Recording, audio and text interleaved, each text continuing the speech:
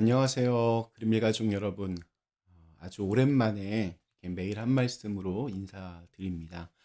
잘 아시는 대로 저에게 그동안 좀 큰일이 있었고 또 지금 잘 이렇게 회복하고 있습니다. 슬픔도 기쁨도 함께 나눌 수 있는 그런 믿음의 가족들이 있다는 것이 정말 큰 축복임을 절감했습니다. 기도해 주시고 또 마음 써 주셔서 깊이 감사드립니다. 다시 맞이하는 일상을 이제 차곡차곡 또 주님의 말씀으로 그렇게 채워갈 수 있기를 소망합니다. 바람잘 날 없는 것이 우리네 인생이지만 그래서 때때로 감당하기 힘든 여러 일들이 우리의 마음을 휘몰아치기도 하지만 그럴 때마다 주님의 말씀이 우리를 붙잡아 주시고 또 우리의 걸음을 밝히시는 그런 등불이 되기를 기도합니다. 자, 이제 오늘부터 다시 누가복음의 말씀을 이렇게 찬찬히 살펴보겠습니다. 오늘은 누가복음 12장 우리 1절에서 3절의 말씀으로 함께 오늘 이 아침 시작하도록 하겠습니다. 누가복음 12장 우리 1절에서 3절의 말씀. 그동안에 물이 수만 명이 모여 서로 밟힐 만큼 되었더니 예수께서 먼저 제자들에게 말씀하여 이르시되 바리새인들의 누룩 곧 외식을 주의하라. 감추인 것이 드러나지 않을 것이 없고 숨긴 것이 알려지지 않을 것이 없나니 이러므로 너희가 어두운 데서 말한 모든 것이 광명한 데서 들리고 너희가 골방에서 귀에 대고 말한 것이 지붕 위에서 전파되리라. 아멘. 네, 오늘 우리 누가복음 12장을 시작하는 첫 단어는 그동안에라고 하는 그런 접두어로 시작합니다. 그동안에.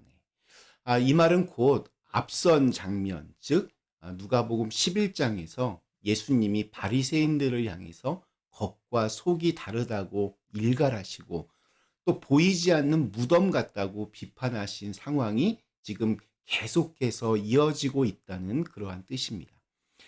바리새인들을 향한 예수님의 비판은 정말 매서웠습니다. 너희는 겉으로는 그냥 평범한 땅처럼 보이지만 그 밑에는 썩어가는 시체가 묻혀 있는 것 같다는, 듣는 사람 입장에서는 굉장히 모욕적으로 느낄 수밖에 없는 그러한 말씀들을 하셨습니다.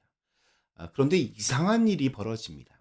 그렇게 평소와는 좀 달리 거친 말씀을 하시는 동안에 오히려 예수님 주위로 더 많은 사람들이 그렇게 모여들었습니다.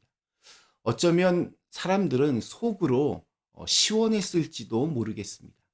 당시 사람들도 바리새인들을 그리 좋아하지 않았다는 반증일 수도 있겠습니다.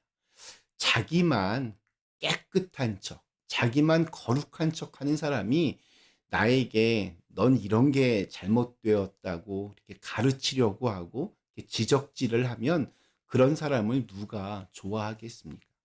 바리새인들에 대한 사람들의 평가가 딱 그랬습니다. 앞에서는 네, 이럴 수 있지만 속으로는 다들 그들의 위선을 욕하고 있었습니다. 예수님은 1절에서 이렇게 말씀하십니다. 너희는 바리새인들의 누룩 곧 위선을 주의하라. 주님께서 바리새인의 문제를 한마디로 정리하셨습니다. 바로 위선입니다. 이 위선이라고 하는 말, 우리가 대충은 알고 있지만 구체적으로 설명하라고 하면 선뜻 대답하지 못할 때가 있습니다. 그러니까 알지만 실제로는 잘 모르는 것, 그것이 바로 위선입니다. 그래서 예수님은 이어서 이 위선에 대해서 이러한 정의를 하십니다.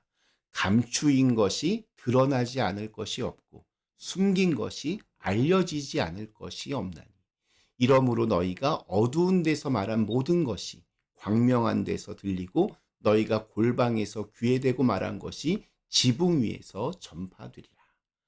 한마디로 세상에 비밀이 없다는 말씀입니다. 우리 속담에도 낱말은 새가 듣고 반말은 쥐가 듣는다, 이런 말이 있습니다. 예수님의 말씀은 위선이 어떻게 드러나는지를 말씀하고 계십니다.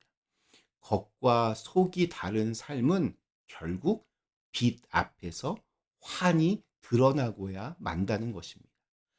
바리새인들이 처음부터 이렇게 나빴던 것은 아니었습니다. 그들의 이름 자체가 분리된 사람들이란 뜻입니다. 히브리어 카도시, 곧 거룩하다라고 하는 말은 구별되다라는 뜻을 내포하고 있습니다. 그들은 원래 이 거룩함을 향한 몸부림으로 스스로 세상과는 분리된 삶을 그렇게 살았습니다. 세상이 아무리 어지럽고 악해도 나는 하나님의 뜻을 따라 남들과는 좀 구별된 삶을 살아가겠다. 거룩의 가치를 지니며 살겠다. 이것이 그들의 첫 시작이었습니다. 그러나 세월이 흐르면서 그들의 거룩은 변질되었습니다. 본질은 사라지고 껍데기만 남았습니다. 구별됨이 특권으로 그렇게 변했고 그들의 영적인 권위는 차별과 정죄로 이어졌습니다. 자신들이 세운 기준으로 다른 이들을 함부로 평가하고 또 배제했습니다. 예수님이 보신 문제는 바로 거기에 있었습니다. 그들의 신앙에는 하나님은 계시지 않았습니다. 입술로는 하나님을 말했지만 실제로는 자기 자신만을 높이고 또 자기 집단의 이익을 지키는 데에만 몰두했습니다. 그래서 주님께서 그들을 향해 보이지 않는 무덤이라고 말씀하신 겁니다. 겉은 멀쩡해 보이지만 속은 썩어 있었다는 말입니다. 바리새인의 이러한 모습, 오늘 우리의 현실을 돌아보게 합니다. 오늘날 교회가 바리새인의 길을 그대로 답습하고 있는 것은 아닌지 개인적으로 참 걱정 많이 합니다.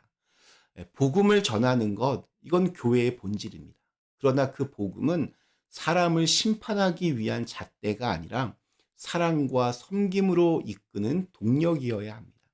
주님의 복음은 나와 다른 사람들을 배척하는 무기가 아니라 그들과 함께 짐을 지고 사랑으로 감싸 안게 하는 그러한 능력입니다.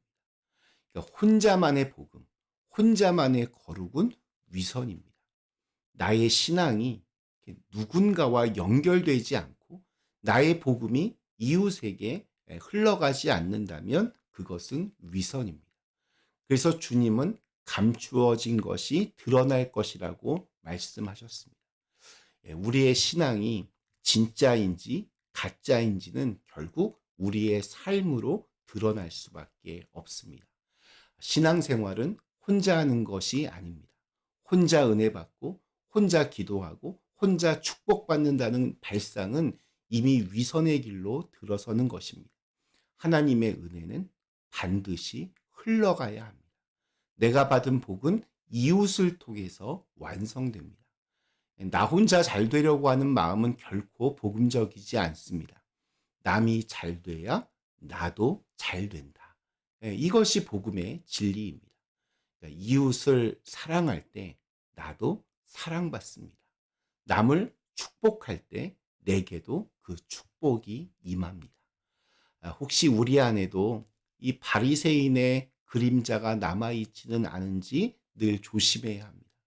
주님의 말씀은 분명합니다. 위선은 반드시 드러나게 되어 있습니다. 그러므로 나만의 신앙이 아니라 이웃과 더불어 사는 신앙, 나만의 축복이 아니라 나누어 흘려 보내는 복음으로 우리가 살아야 합니다.